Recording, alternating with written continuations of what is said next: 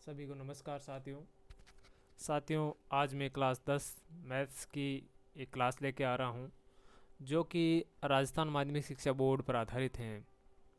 जैसा कि आप सभी जानते हैं साथियों कि कोरोना के इस दौर में घर पे रहना ही बहुत ज़रूरी हो गया है और मैं आशा करूँगा कि आप सभी हैं घर पर हैं, क्योंकि घर पर होने से ही हम सुरक्षित हैं। तो stay home safe, stay home stay safe, तो ये जो नारा है वो वास्तविकता है। और आज हम वास्तविक संख्याओं पर ही एक लेसन लेके आ रहे हैं। और आप मेरा यूट्यूब चैनल है गंगाधर 233 है वो देख रहे हैं। और ये जो चैनल है मेरे द्वारा खुद के द्वारा प्रस्तुत किया गया है। मैं गंगाधर सोनी वर्तमान में हेडमास्टर राजकीय माध्यमिक विद्यालय बांठटी डीडवाना में कार्यरत हूँ। तो साथियों आज हम चलते हैं वास्तविक संख्याओं के बारे में, जिसमें हम पढ़ेंगे वास्तविक संख्या में यूक्लिड विभाजन प्रमेय, उसका प्रयोग और उसके द्वारा है महत्तम समापवर्ती है प्रवर्तक हैं कैसे ज्ञात करते हैं, जिसको हम एचसीएफ भी कहते हैं, और अपरिमेय संख्या कैसे सिद्ध करते हैं, और शांत और अशांत संख्याओं के बारे में जानेंगे। तो हम शुरुआत करते हैं यूक्लिड विभाजन प्रमेय से। सबसे पहले हम देखें कि लेसन का नाम है वास्तविक संख्याएं। तो वास्तविक संख्या है क्या? तो वास्तविक संख्या के बारे में हम देखें तो अगर हमें बात करें कि परिमेय संख्याएं और अपरिमेय संख्याओं के समुच्चय को वास्तविक संख्या कहते हैं। तो परिमेय संख्या में हमने पढ़ा था कि जो संख्याएं p/q रूप में होती हैं वो सभी की सभी परिमेय संख्या होती हैं। और उस परिमेय संख्या में हमने पढ़ा था कि प्राकृत संख्या, पूर्ण संख्या, पूर्णांक, तो सभी तरह की जो संख्या हैं वो परिमेय संख्याएं होती हैं, केवल अनंत को छोड़कर। ठीक है, या हम कैसे किसी संख्या में अगर 0 हो बटा में उसको छोड़कर सभी संख्याएं परिमेय संख्याएं होती हैं। इसके अलावा परिमेय संख्याओं के अलावा जो भी संख्या होती हैं उनको हम अपरिमेय संख्या कहते हैं। जैसे स्क्वायर रूट की जितनी भी संख्या है, चाहे स्क्वायर रूट 2 हो, स्क्वायर रूट 5 हो, स्क्वायर रूट 3 हो, पाई हो, आनंद हो, ठीक है, और जिसके बट्टा में 0 हो, तो वो जो रूप हैं ये अपरिमेय संख्या है। तो परिमेय और अपरिमेय संख्याओं के समुच्चय यानी सभी तरह की संख्याएं हैं वो क्या कहलाएगी? वास्तविक संख्याएं कहलाती हैं, और जिनको रियल नंबर कहते हैं, और इनको कैपिटल आर से भी प्रदर्शित करते हैं। अब हम चलते हैं अगला।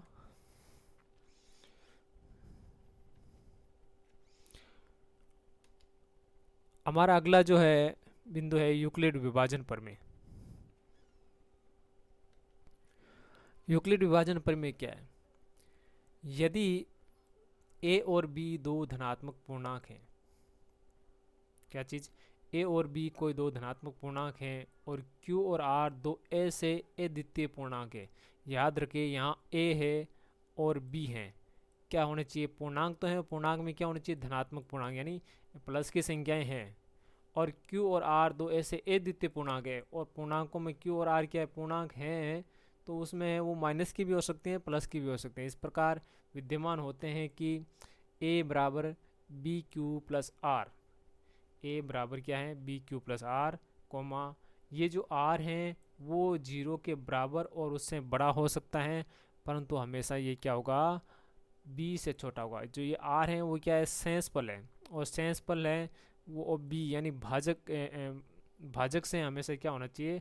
छोटा होना चाहिए। यही यूक्लिड विभाजन प्रमेय है। अगर इस संदर्भ में हम बात करें तो हम जब छोटी कक्षाओं में थे तो उस समय हम पढ़ा करते थे सेंसफल प्रमेय के बारे में हम पढ़ते थे। तो हम आपको बता दें सेंसफल प्रमेय क्या है। तो सेंसफल प्रमेय हम जो पढ़ते थे क्या होती थी कि भाज्य बराबर क्या होता था? भाजक गुणा भागफल प्लस सेंसफल। भाजक गुणा भागफल बराबर भाज्य बराबर क्या होता था? भाजक गुणा भागफल प्लस सेंसफल। और जहाँ सेंसफल है वो 0 से बड़ा और उसके बराबर हो सकता है। हम जानते हैं किसी संख्या में हमें किसी अन्य छोटी संख्या का भाग दें तो भाग पूरा पूरा चल जाए तो सेंसफल 0 हो सकता है, और भाग अगर पूरा पूरा नहीं जाए तो जो सेंसफल बचता है वो हमेशा क्या होता है? भाजक से छोटा होता है। तो सेंसफल 0 भी हो सकता है और 0 से बड़ा भी हो सकता है, परंतु हमेशा क्या होगा? भाजक से क्या होगा? छोटा ही होगा। तो ये आपको ध्यान रखना है। आगे हम देखें यूक्लिड विभाजन प्रमेय का हम प्रयोग करें तो कहाँ पर करें? यूक्लिड विभाजन प्रमेय के प्रयोग की बात करें तो इसका प्रयोग हम महत्तम समापरिवर्तक यानी HCF ज्ञात करने में हम इसका उपयोग करते हैं। तो कैसे HCF ज्ञात करते हैं, इसके लिए हम चलते हैं अपनी अगली जो स्लाइड है उस पर और देखते हैं। महत्तम समापरिवर्तक ज्ञात करने में किसका प्रयोग किया जाता है? यूक्लिड विभाजन प्रमेय का प्रयोग किया जाता है। तो कैसे करते हैं? यूक्लिड विभाजन प्रमेय है में A बराबर क्या होता है? BQ plus R। तो हम देखते हैं कि A बराबर BQ प्लस R में यदि R इक्वल टू 0 हो, यानी R क्या था? सेंसपल अगर शून्य हो जाए तो ये जो भाजक B होगा संख्या A और B का क्या होगा? एक HCF होगा। तो यानी जिस भाजक का भाज्य में पूरा पूरा भाग चला जाता है वो भाजक हैं, उस भाज्य और स्वयं का क्या होता है कि HCF होता है।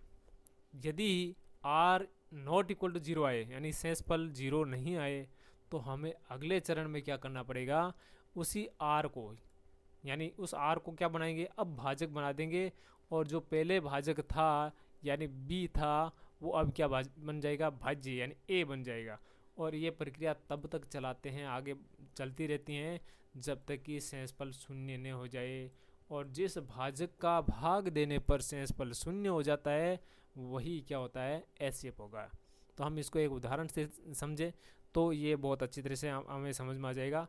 तो हम देखते हैं कि एक उदाहरण लेते हैं छोटा सा, 5 और 10 का है, हमें क्या ज्ञात करना है? HCF ज्ञात करना है। तो कैसे ज्ञात करेंगे? उसके लिए हम दो विधियाँ काम में लेते हैं। एक विभाजन विधि होती है, दूसरा यूक्लिड विभाजन प्रमेय विधि होती है। अगर परीक्षा में अगर किसी का उल्लेख नहीं हो तो हम अपनी मर्जी से कोई सी भी विधि हम काम में ले सकते हैं।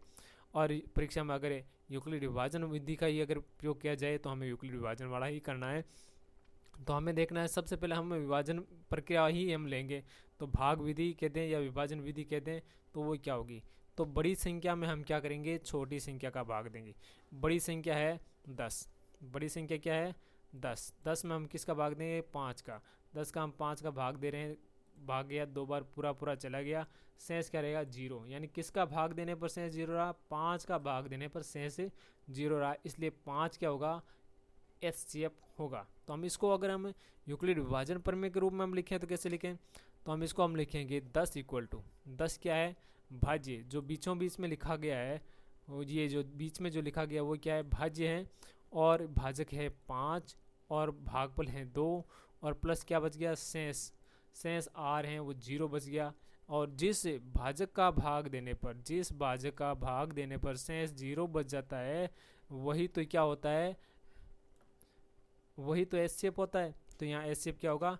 HCF जो कि A बराबर BQ प्लस R का रूप है और R यहाँ 0 आ रहा है, इसका मतलब B यानी 5 क्या होगा? HCF होगा। तो इस तरीके से हम HCF ज्ञात कर सकते हैं। आगे हम एक बड़ा क्वेश्चन लेते हैं, थोड़ा सा बड़ी संख्या लेते हैं, उसमें HCF ज्ञात करेंगे तो हमें काफ़ी ज़्यादा क्लियर हो जाएगा। तो अगला हम एक क्वेश्चन देखें तो वो क्वेश्चन है, तो अगला क्वेश्चन है 81 और 235 का हमें क्या ज्ञात करना है? HCF ज्ञात करना है। तो कैसे ज्ञात करेंगे?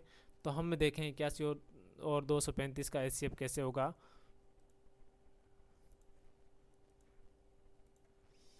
तो नेक्स्ट स्लाइड पर चलते हैं। आंसर हमें सबसे पहले विभाजन विधि काम में लेनी है और विभाजन में हम क्या करेंगे? 237 और 81 में से 237 बड़ा है तो हम क्या करेंगे? 237 में क्या देंगे? भाग देंगे किसका? 81 का। और 81 का 237 में भाग गया 2 बार 162, 81 दूना 2 162, 2 बार भाग गया, शेष रह गया 75। ये 75 रह गया। इस 75 को हमें क्या करना है? इस 75 को का ये जो शेष हो गया, अब शेष क्या बन जाएगा? शेष वापस हैं वो बन जाएगा भाजक। शेष अब क्या बन जाएगा? शेष बन जाएगा अब भाजक। और भाज्य क्या बन जाएगा? ये भाजक था और भाज्य बन जाएगा। तो हम नेक्स्ट स्लाइड में देखते हैं। तो ये भाजक 81 था वो यहाँ पर शिफ्ट हो गया और शेष पल का भाग जाएगा, यानी अब जो शेष बच जाता है उसी का वापस भाग दिया जाएगा भाजक में। तो 75 का 81 में भाग गया एक बार, 75 81 में से 75 के बाकी रह गए 6, फिर भी शेष 0 नहीं आया, हमें प्रक्रिया आगे और चलानी होगी। अब इस 6 का भाग किस में देना पड़ेगा, इस 6 का भाग देना पड़ेगा 75 में, जो भाजक था उसमें वापस शेष का भाग देंगे, तो शेष का भाग देंगे 75 में हम भाग दें, तो 7 में भाग गया 6 का एक बार, बाकी रह गया 1, उतार लिया 5, 15, 15 में 6 का भाग गया 2 बार, तो इस बार 75 में भाग गया, तो हम देखते हैं कि 6 का भाग 75 में 12 बार गया, शेष रह गया 3। अब इस 3 का फिर वापस से भाजक में भाग देंगे, तो भाग देंगे तो भाग है वो चला गया है पूरा पूरा, और शेष क्या बच गया है, शेष इस बार बच गया है बिल्कुल 3, शेष बच गया 0। इसका मतलब क्या, 0 किसका भाग देने पर आया, 3 का भाग देने पर 0 शेष आया, इसका मतलब 3 क्या होगा, एचसीएफ होगा। हम यहाँ से लिख सके हैं 3 एचसीएफ होगा।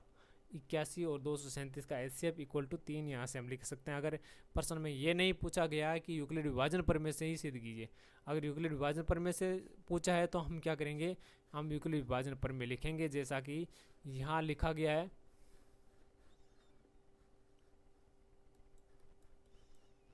जैसे ये लिखा गया है ए बराबर b q plus r. Next slide में देखें तो हम क्या करेंगे, ए क्या था हमारा, ए था 237 और बी था 81, यानी भाजक के बी था, छोटी संख्या थी और 2 बार भाग गया और क्या रह गया 75। हम इस पहली स्थिति में हम देखेंगे तो हम इसको इस रूप में हम लिख सकते हैं ए बराबर बी क्यू प्लस आर में, और आर यहाँ क्या है, आर यहाँ पर है शून्य नहीं है, आर क्या है शून्य नहीं है।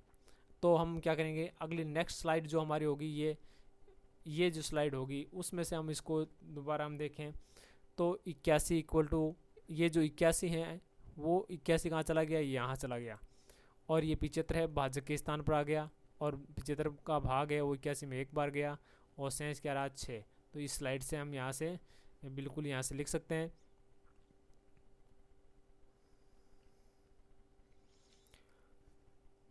अगला हम जो बात करें कि जो तीसरी स्लाइड थी ये वाली, ये जो स्लाइड थी इससे हम देखें, इससे हम देखें तो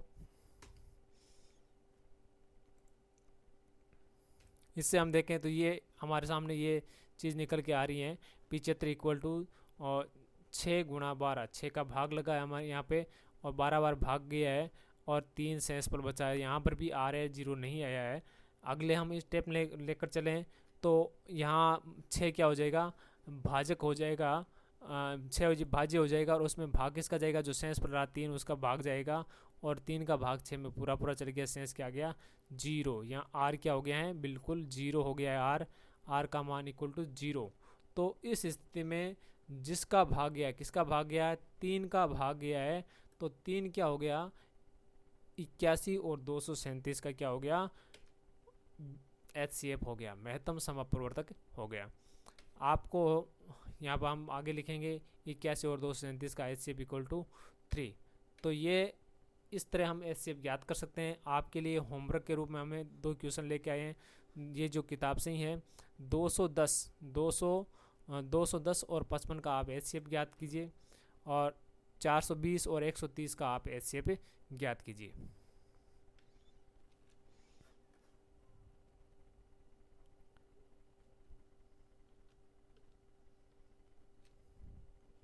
तो साथियों अगला हम क्वेश्चन देखें तो वो जो क्वेश्चन है वो है एक प्रश्न बन रहा है कि किसी परेड में 616 सदस्यों वाली एक सेना की टुकड़ी को 32 सदस्यों वाले आर्मी बैंड के पीछे अगर मार्च करने के लिए अगर हम भेजें, मार्च करना है, तो दोनों समूह को समान स्तंभों में अगर मार्च करना है तो स्तंभों की अधिकतम संख्या ज्ञात कीजिए। तो अधिकतम संख्या का अर्थ क्या है, अधिकतम संख्या मतलब HCF, महत्तम का अर्थ होता है अधिकतम। महत्तम और अधिकतम एक दूसरे के क्या होते हैं, समानार्थी शब्द हैं।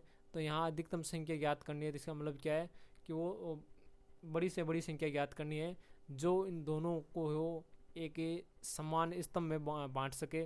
तो उसके लिए हमें HCF ज्ञात करना होगा। HCF ज्ञात करने के लिए हमें दोनों जो विधियां हैं, यूक्लिड विभाजन प्रमेय और विभाजन विधि काम में लेंगे।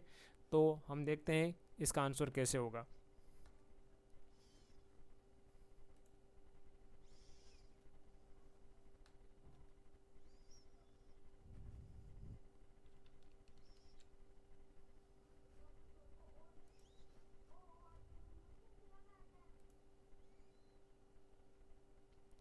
तो हम देखते हैं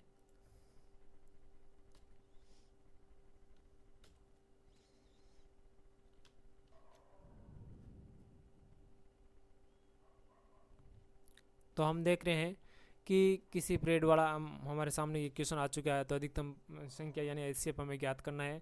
तो विभाजन विधि में हम देखें तो 216 एक बड़ी संख्या है और उस समय हमें क्या ज्ञात करना है।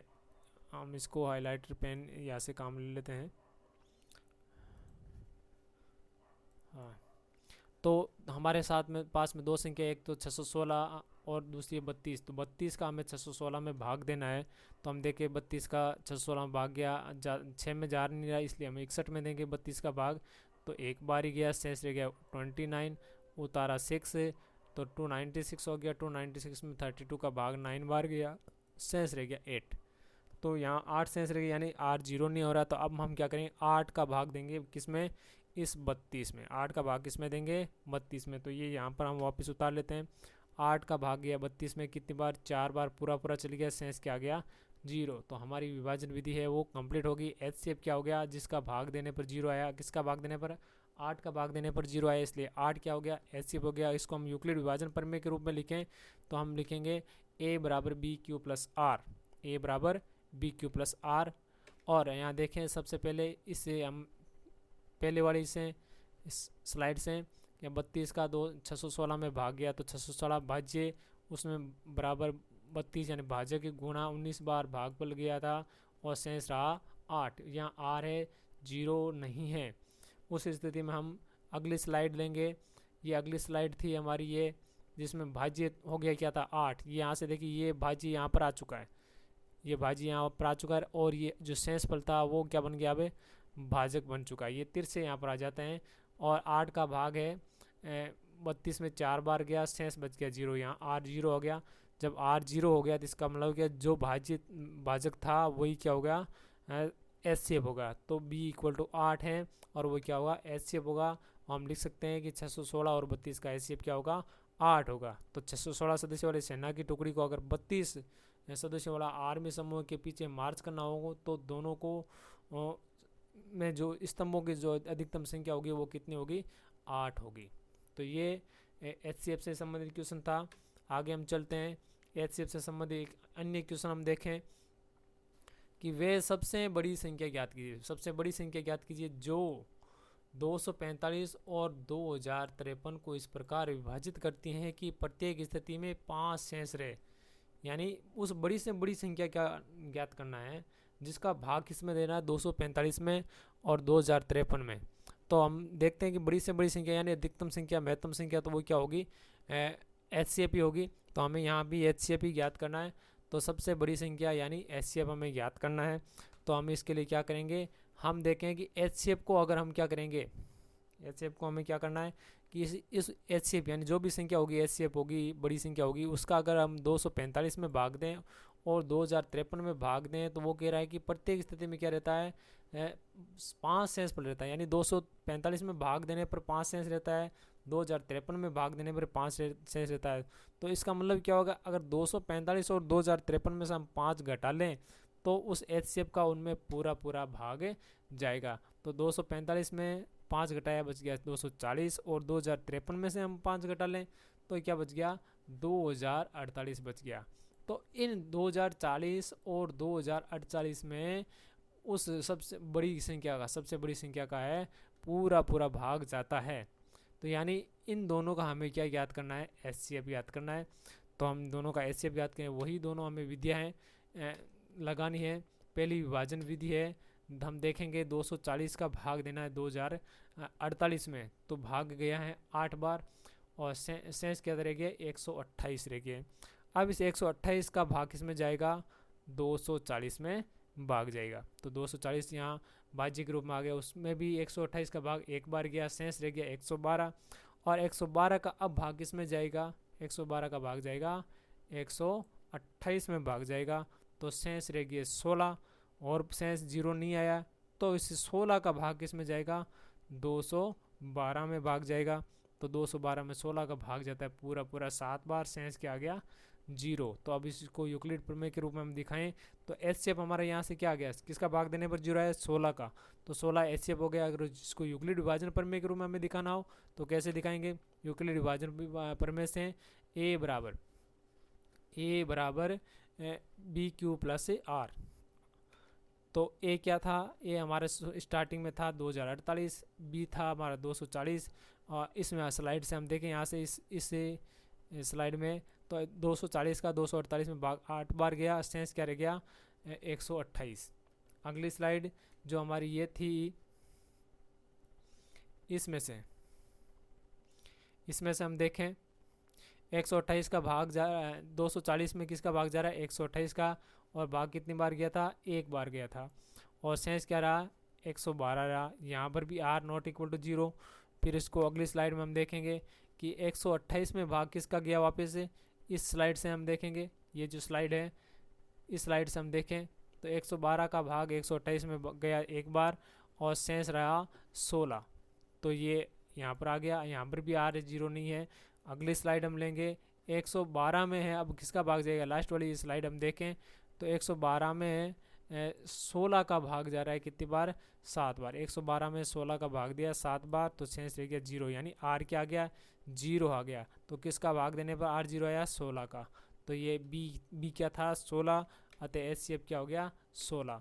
240 और 248 का एच सी एफ क्या हो गया 16, यानी 16 ही वे सबसे बड़ी संख्या है जिसका अगर 245 और 253 में भाग दें तो प्रत्येक स्थिति में क्या होगा 5 शेष रहता है।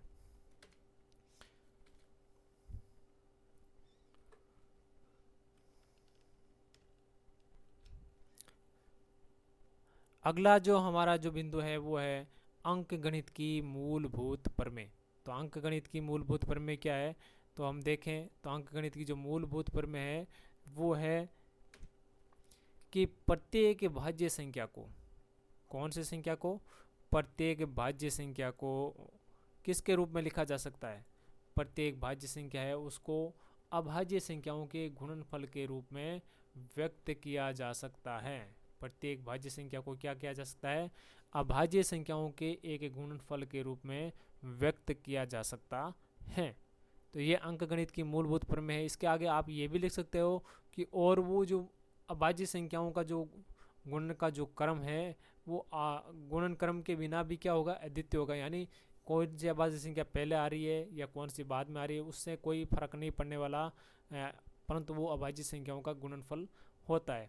तो उसमें क्रम पर हमें ध्यान नहीं देना है कि 2 का पहले भाग दें कि 3 का पहले भाग दें, हमने 11 का पहले भाग दिया और बाद में 2 का दे दें लास्ट में, तो भी कोई दिक्कत नहीं, उसमें क्रम का कोई प्रभाव नहीं पड़ने वाला है।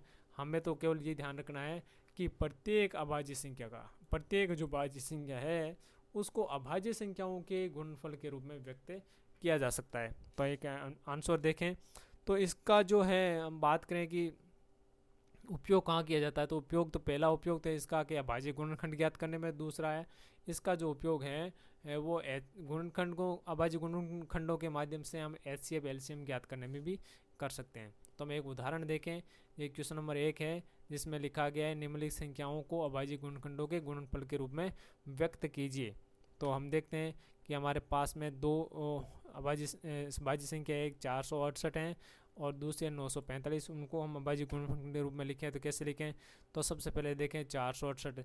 तो 468 ये देखो एक सम संख्या है, इकाई अंक 8 हैं, तो 2 का भाग जाएगा, तो 2 का भाग पहले 4 में दें, 2 बार गया और फिर शेष रहा 0, उतार लिया 6 में भाग गया 2 का 3 बार, बाकी फिर रहा शेष 0, उतार लिया 8 हो गए 8 में 2 का भाग 4 बार।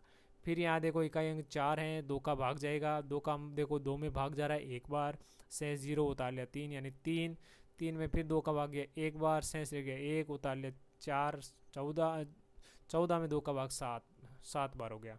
अब यहाँ देखो 117 आ गया, तो हम 117 में तो हम सीधा हम जान नहीं सकते कि ये संख्या किससे विभाजित होगी। हम तो क्या करेंगे, हम संख्याओं को जोड़ लो, 1 1 2 2 7 9, तो 9 क्या होती है 3 से विभाजित होती है। तो 3 से भाजकता का नियम क्या होता है कि अंकों को जोड़ लो और जो योग आए उसमें अगर 3 का भाग जाता है तो उसमें भी क्या होगा, उस संख्या में भी 3 का भाग जाएगा। तो 117 है कि अंकों का योग 9, उसमें 3 का भाग जाता है तो उसमें भी 3 का भाग जाएगा। 3 का भाग कितनी बार गया, दो, 3 3 की 9, बाकी रह गया 2, उतार लिया 7, 27, 27 में 3 का भाग 9 बार 39 हो गया, और 39 में फिर 3 का भाग जा रहा है, 3 एकम 3 और 9, 3 3 9, तो 13 बार गया, और इस 13 में किसका भाग जा रहा है, अब स्वयं 13 का ही भाग जा रहा है। तो इस प्रकार इसके अभाज्य गुणनखंड क्या हो गए, 468 इक्वल टू क्या हो गया, 2 × 2 और ×3 × 3 × 13।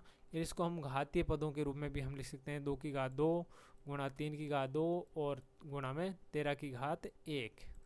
यहाँ 13 की घातांक लिखें तो 13 एक बार आए तो एक घात लिखेंगे, 2 बार आए तो 2 बार लिखेंगे, तो 2 की घात 2, 3 की घात 2 और 13 की घात 1।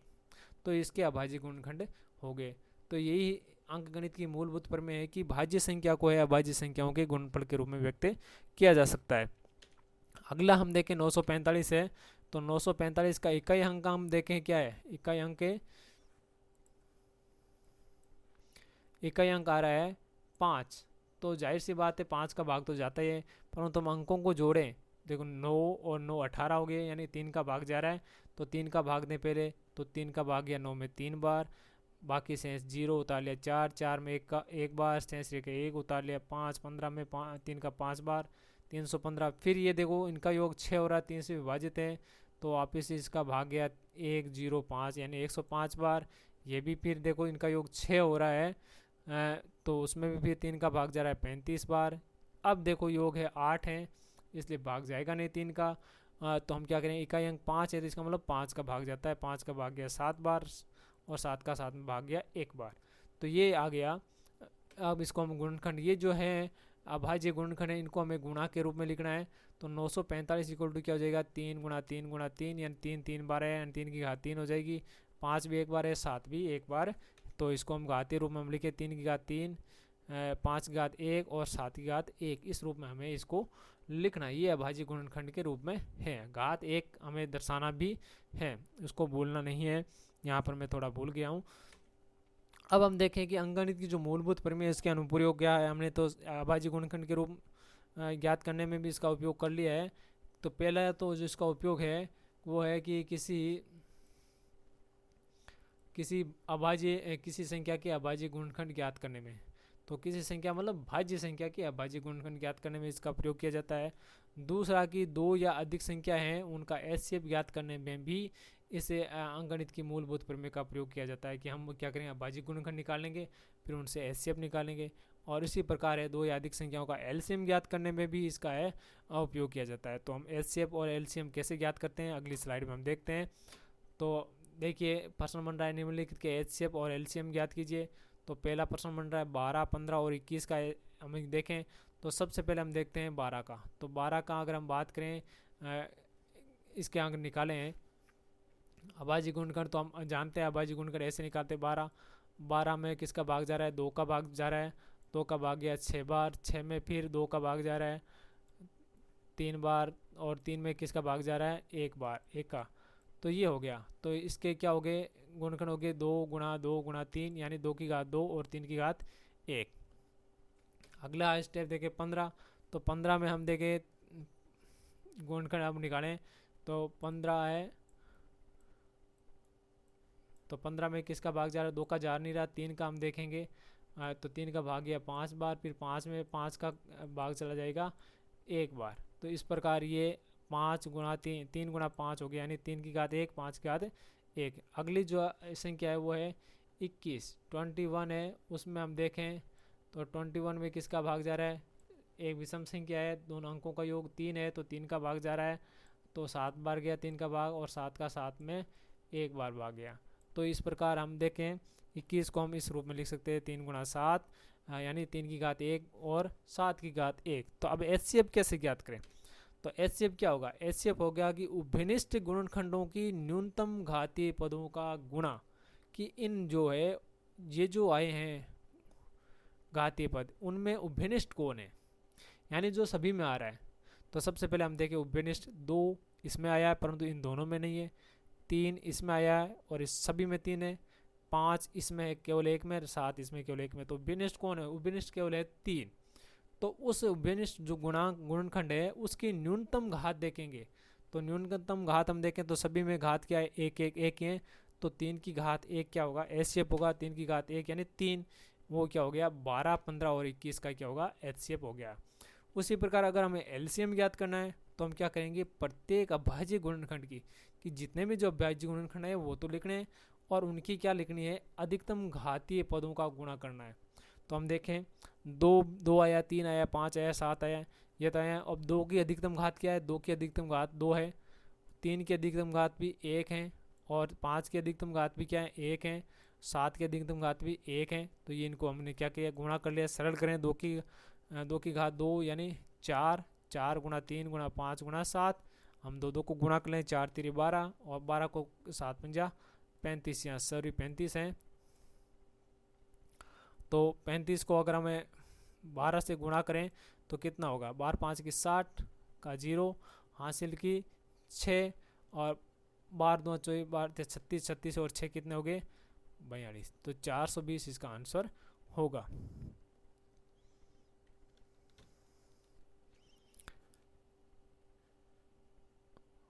अगला जो हम क्वेश्चन देख रहे हैं वो बन रहा है हमारा कि 40 से 60 और 126 का है, 40 36 और 126 का हमें HCF और LCM ज्ञात करना है। तो हमें 40 के हम निकालेंगे लघु ये अभाज्य गुणनखंड 2 गुणा 2 गुणा 2 गुणा 5 यानी 2 की घात 3 5 की घात 1। अभाज्य गुणनखंड निकालने की आपकी विधि आपको बताई जा चुकी है। 36 के अभाज्य गुण हम निकालेंगे तो आएगा 2 गुणा 2 गुणा 3 गुणा 3 यानी 2 की घात 2 3 की घात भी 2। 126 के हम गुणनखंड निकालें तो क्या होगा 2 गुणा 3 गुणा 3 गुणा 7 यानी 2 की घात 1 3 की घात 2 और 7 की घात 1। HCF हम निकालें तो HCF हमने पढ़ा था इधर इस पिछली वाली स्लाइड में हम देखें तो विनिष्ट जो गुणनखंड है उनकी न्यूनतम घातीय पद लिखना है। तो विनिष्ट गुणनखंड कौन आ रहा है, 2 सभी में आ रहा है और इसके अलावा कोई सभी में नहीं आता है और उसकी 2 की जो न्यूनतम घात कितनी है 1 आ रही है। तो यहाँ 2 की घात 1 क्या हो जाएगा हमारा HCF हो जाएगा। उसी प्रकार LCM हम देखें, LCM हम देखें तो LCM क्या होगा कि LCM में सभी घातीय पद लेने हैं यानी जो भी अभाज्य गुणनखंड आया चाहे 2 आया 3 आया 5 आया 7 आया उनको सभी को लेना है और फिर उनकी अधिकतम घात लिखनी है। तो 2 की अधिकतम घात कितनी आ रही है, 2 की अधिकतम घात आ रही है 3, 3 की अधिकतम घात आ रही है 2, 5 की घात 1 और 7 की घात 1 है। तो इनको हम सरल करें, 2 की घात 3 का मतलब 8 और 3 की घात 2 का मतलब 9 और 5 गुणा 7, तो इनको हम गुणा करें तो 72 गुणा 35 यानी 2520 इनका आंसर आ रहा है। तो आपके लिए गृह कार्य के रूप में हम देखें तो कुछ क्वेश्चन इस प्रकार हैं। तो इनके 2 के आप HCF और LCM इनकी निकालिए, आपका अभ्यास होगा और आपको है इसकी इन प्रश्नों पर आपकी पकड़ भी मजबूत होगी। अब इन्हीं प्रश्नों के आधार पर हम एक क्वेश्चन निकाले हैं कि HCF और LCM में संबंध क्या है। दो संख्याओं का अगर HCF और LCM निकालें उनमें आपस में क्या संबंध होता है। तो हम देखते हैं कि दो संख्याओं का जो गुणा है वो उन दोनों संख्याओं के HCF और LCM के गुणा के बराबर होता है। तो हम इसको सत्यापित करना है। तो प्रश्न बनता है कि सत्यापित कीजिए कि HCF गुणा LCM बराबर दोनों संख्याओं का गुणा। यहाँ आपको केवल ध्यान देना है कि संख्याएं के लिए केवल 2 ही होनी चाहिए, 2 से अधिक संख्याएं नहीं होनी चाहिए। दो संख्याओं का गुणा बराबर उन दोनों संख्याओं का HCF गुणा LCM। तो जैसे हमने एक क्वेश्चन लिया है 96 और 404 और उनका अगर हम LCM और HCF निकालें तो हम देखें 96 का जो है अभाज्य गुणनखंड है 2 गुणा 2 गुणा 2 गुणा 2 गुणा 2 गुणा 3 यानी 2 की घात 5 गुणा 3 की घात 1। उसी प्रकार हम देखें 404 के जो अभाज्य गुण निकालेंगे 2 गुणा 2 गुणा 101। तो 101 अभाज्य संख्या है तो 2 की घात 2 गुणा 101। तो हम HCF देखें दोनों का तो दोनों में जो कॉमन आ रहा है क्या 2 आ रहा है और 2 की जो न्यूनतम घात क्या है वो भी क्या है 2 है। तो HCF क्या हो जाएगा 2 की घात 2 यानी 4। दोनों का 96 और 404 का HCF क्या हो गया 4 हो गया। LCM देखें तो LCM क्या होता है कि जो घातीय जो भी अभाज्य गुणनखंड है उसको लिखना है और साथ में फिर उसकी अधिकतम घात लिखनी है। तो 2 की अधिकतम घात होती है आगे 5, 3 की अधिकतम घात 1 ही है और 101 की अधिकतम घात वो भी 1 ही है। तो हम इनको गुणा करें 2 की घात 5 का मतलब होता है 32, 2 को 5 बार गुणा में लिखें और 3 एकम 3 और 101 में 101। तो इनको गुणा करें 9996 आ गया। अगर हमें दोनों संख्याओं को अगर हम गुणा करें 96 और 404 को अगर हम गुणा करें तो आंसर हो गया 38,784। और उसी प्रकार एचसीएफ और एलसीएम को भी अगर हम गुणा करें तो भी आंसर आ रहा है 38,784। इस प्रकार हम सिद्ध कर सकते हैं कि दोनों संख्याओं का गुणा, दो संख्याओं का प्रथम संख्या गुणा द्वितीय संख्या बराबर एचसीएफ गुणा एलसीएम। तो गृह कार्य के रूप में आपको है ये सत्यापित करने हैं दो प्रश्न कि सत्यापित कीजिए कि एचसीएफ गुणा एलसीएम बराबर प्रथम संख्या गुणा द्वितीय संख्या। पहली संख्या 336 व दूसरी संख्या 54, दूसरा प्रश्न है 90, पहली संख्या दूसरी संख्या 144। तो ये गृह कार्य आपको अपने घर पे करने हैं। आशा करता हूँ कि आपको वीडियो अच्छा लगा होगा। अच्छा लगे तो कमेंट में ज़रूर उत्साहवर्धन है वाई के लिखे और मेरे साथ बने रहिए। अगला वीडियो मैं शीघ्र ही लेके आ रहा हूँ। तब तक धन्यवाद। जय हिंद, जय भारत।